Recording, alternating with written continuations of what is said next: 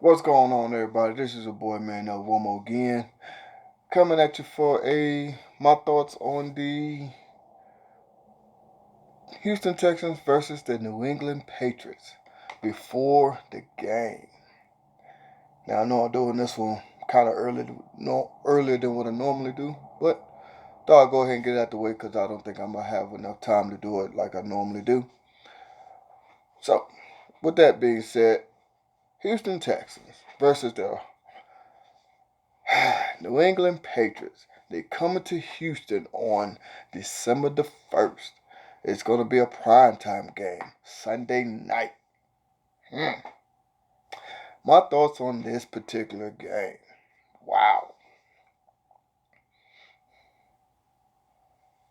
Now, even though DeAndre Hopkins said that his favorite player in the NFL right now is Julian Edelman, doesn't sit well with me, but everybody has their favorite player. Everybody has their favorite player in sports. But with all that being said, though, uh, let me go ahead and get into my thoughts on the game. Sunday night, December 1st, primetime game. We just won another previous primetime game against against the Indianapolis Colts. Game that we needed to win. Now we're coming into this game 7-5. Don't know what the Patriots record is going to be yet because they haven't played just yet. They finna play the Cowboys this coming Sunday. So, which is going to be a good game in itself. Now, my thoughts on this game and how I think we can win this particular game is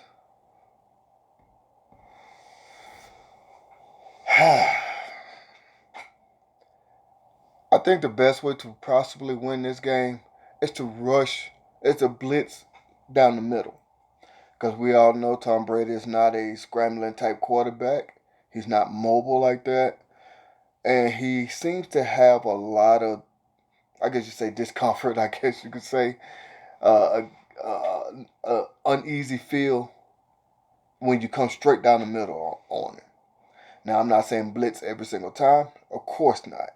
But make it uncomfortable for him. The last time we played the Patriots in the playoffs, when we had our old number 17 at quarterback, we had a good game plan until number 17 started throwing a lot of picks. We was actually doing pretty good until he started throwing a lot of picks. No matter if you like Tom Brady or not, which I don't, but you got to admit he is a good quarterback. He's a damn good quarterback. So with that being said, though, I think the best way to stop him, or at least slow him down, I should say, blitz up the middle. Also, too, run the ball. And I don't mean run the ball for long yard gains. No, run the ball for mostly 3, 4, 5 yard gains. Control the clock is basically what I'm saying. Because keep Tom Brady on the sideline, oh, you're gonna win this game, hands down. Patriots defense is not that good, and let me explain what I mean. Let's go to all the teams that they have played, and so far, and I will explain to you what I mean. The first game of the season, they played the Steelers. We all know Steelers are not doing that good this year, for the past couple of seasons. Then they played the Dolphins again. Then they played the Jets again, not that good. Then they played the Bills. The Bills are doing pretty decent record-wise, but the Bills are not that good. Then they played the Redskins. Then they played the Giants, Jets again, played the Browns, and when they played finally a decent team in the Ravens, they got beat by 17 points. Then they played the Eagles. The Eagles is not as good as they used to be when they, a couple years ago they won the Super Bowl. And they struggled to beat the Eagles. Now they figure out to play Cowboys, like I said, that always to see, how their game play out. Cowboys is not a pretty dominant team, but they're not a slouch either. So all those teams I just named that they just played, they only played one contending team, and that was the Ravens, and they got beat badly.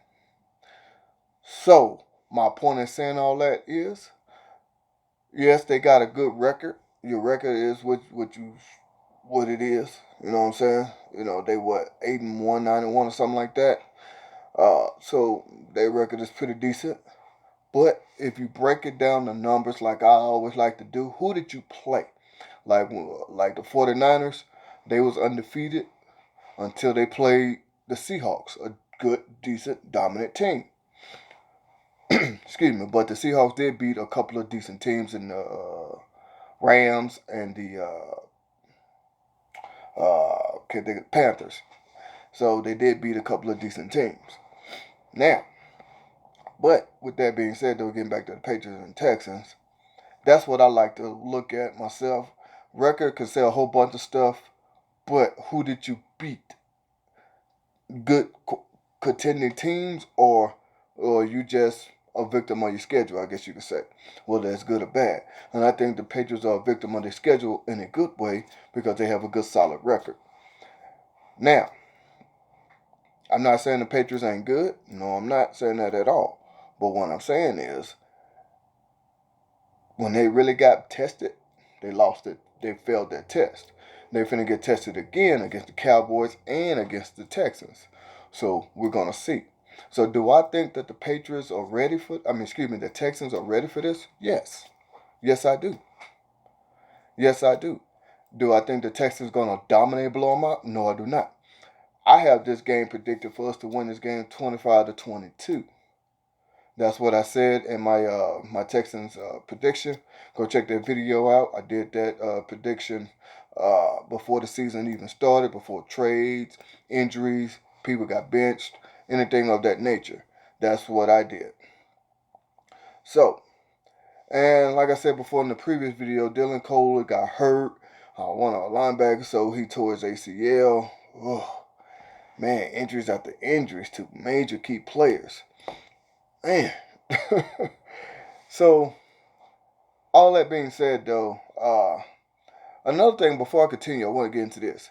I saw a report that's saying that Bill O'Brien asked Earl Thomas, was he focused on football? Did he believe on playing football? And that's why we didn't get Earl Thomas. Don't know if that's a good thing or not. He's doing good with the Ravens, playing for the Ravens and stuff. But Bill O'Brien said he didn't believe that Earl Thomas wanted to play football because his actions with the Seahawks. We all remember him giving the finger when he broke his leg or something like that, being quartered off in a Seahawks game. He gave the finger to the Seahawks sideline. So that's why I say things like that, when you do stuff like that, it's going to get questioned no matter what.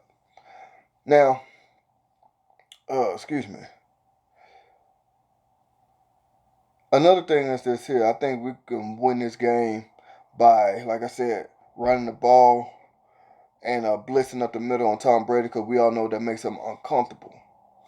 So if you do that, if you know what makes him uncomfortable, and Bill O'Brien knows Tom Brady, for being his quarterback coach a few years ago, in New England, of course.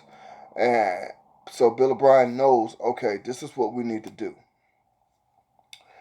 So, with that being said, though, I think that we win this game, then that's going to solidify us a legitimate contender.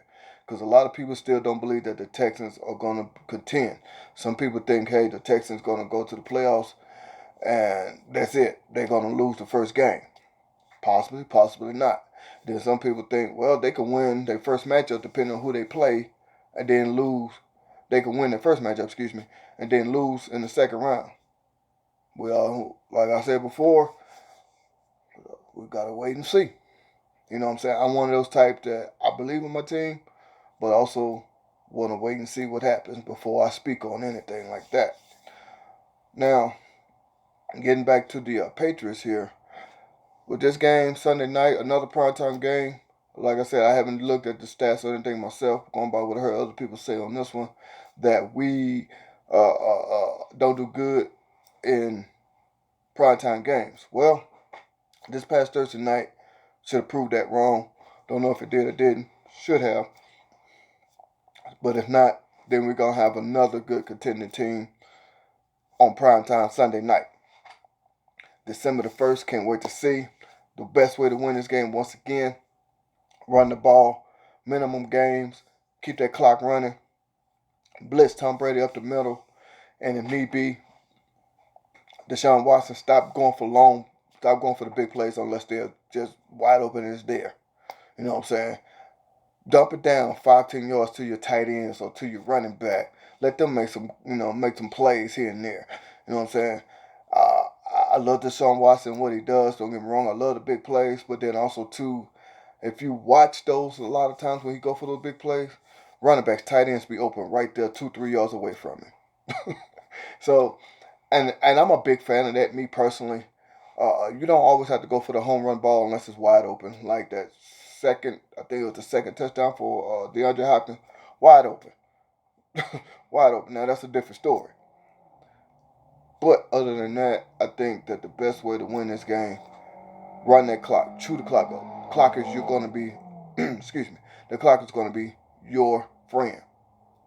So with all that being said, man, at the end of the day, like I said, I predicted us to win this game 25-22. Will it happen? Gotta wait and see. So, and one more thing before I get up out of here. I saw that the Texans did re-sign defensive end Joe Heath.